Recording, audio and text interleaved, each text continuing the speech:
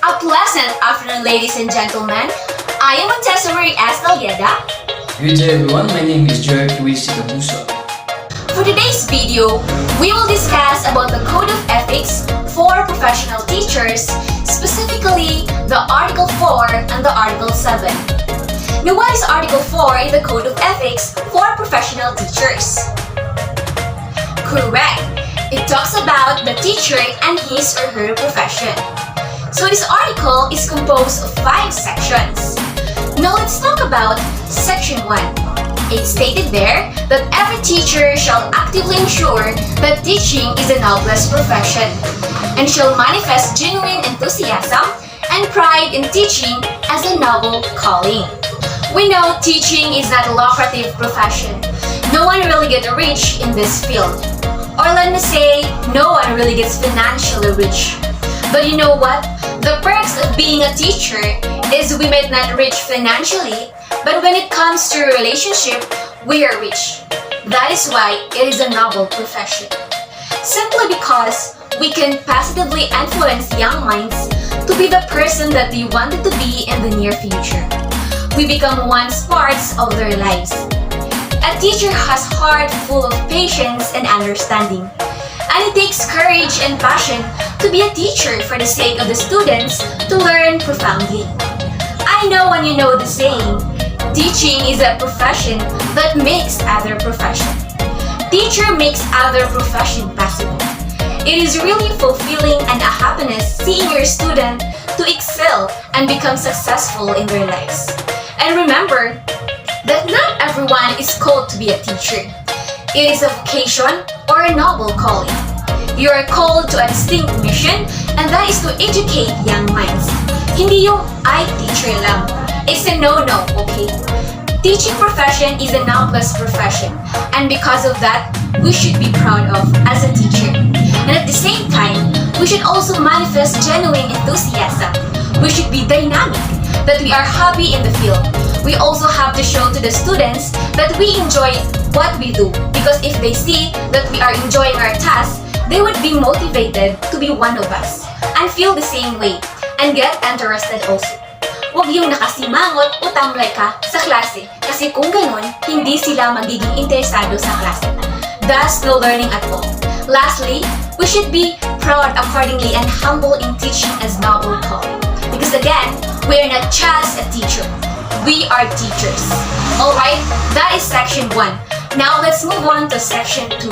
Section 2 stated that every teacher shall uphold the highest possible standards of quality education, shall make the best preparations for the career of teaching, and shall be at his best at all times and in the practice of his profession.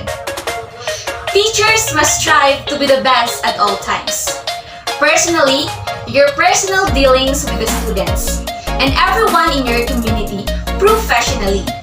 And delivering quality education is the main and utmost priority at all times. So, doing the best that they can do. Now let's move on to Section 3. So it stated there that every teacher shall participate in the Continuing Professional Education or CPE programs of the Professional Regulation Commission and shall pursue such other studies as will improve his efficiency, enhance the prestige of the profession, and strengthen his competence, virtues, and productivity in order to be nationally and internationally competitive. This means the teacher should continually enroll and participate course programs, take units, and join forest seminars just like the CPE programs of PRC after you got your license, because this would enhance and further develop your competency as a teacher. You have to renew your mind, equip yourself every now and then so you could offer something new to your student. Because learning preferences of the students is changing, and even the teaching strategies would change, right? And if you do not update or upgrade yourself in teaching, then you do not have something new to offer to your students. Since learning is a continuous process, then teacher might as well participate in a continuous learning. So CPE is vital to every teachers. Section 4 stated that every teacher shall help if duly authorized to seek support from the school, but shall not make improper misrepresentations through personal advertisements and other questionable means. So you're allowed to represent a particular school or your school provided that you are authorized to do so. Do not represent the school or anyone without being authorized. It's a no-no in the Code of Ethics. And last but not the least is the Section 5. So it stated there that every teacher shall use the teaching profession in a manner that makes it dignified means for earning a decent living. So, teaching is a dignified means for earning a decent living. So you have to live as decent as possible as a professional teacher.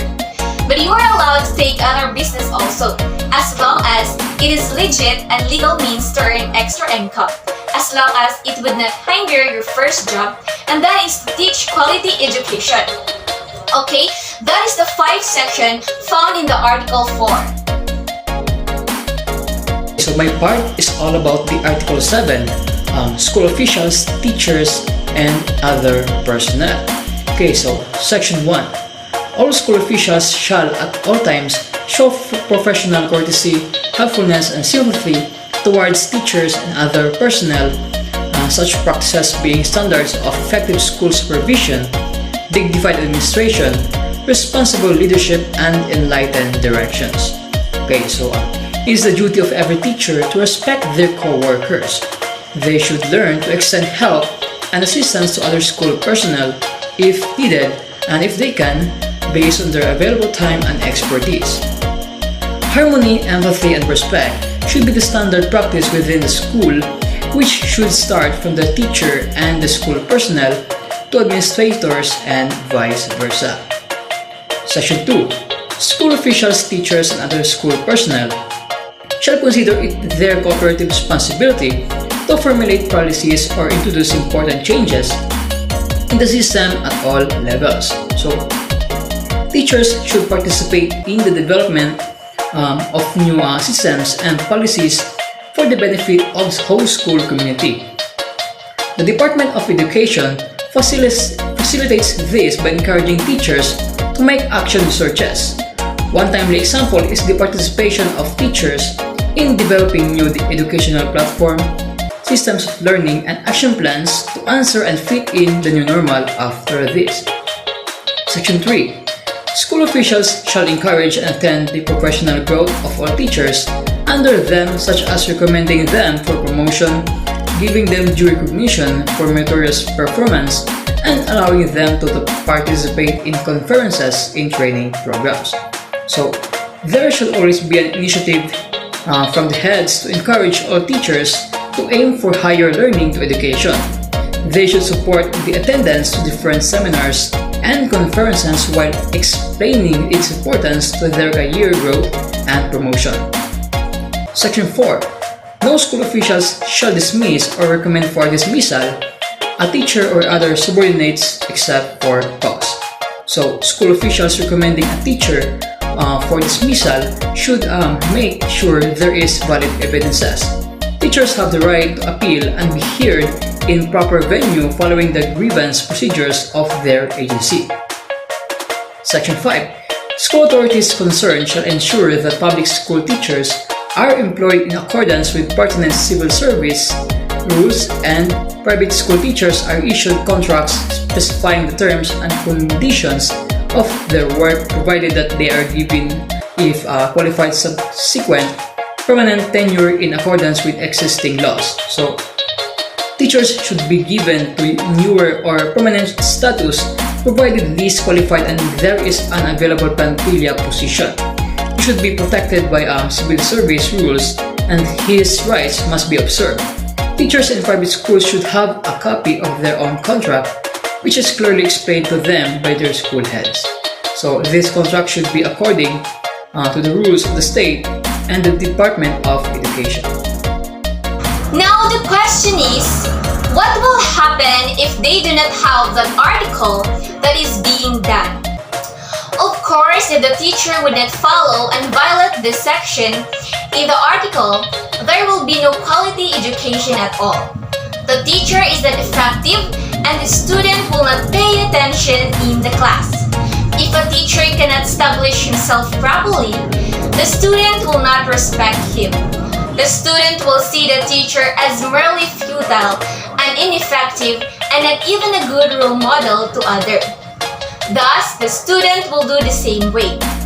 On the other hand, the teacher is boring in the entire class because his way of teaching and approach is very traditional and typical, no touch of new.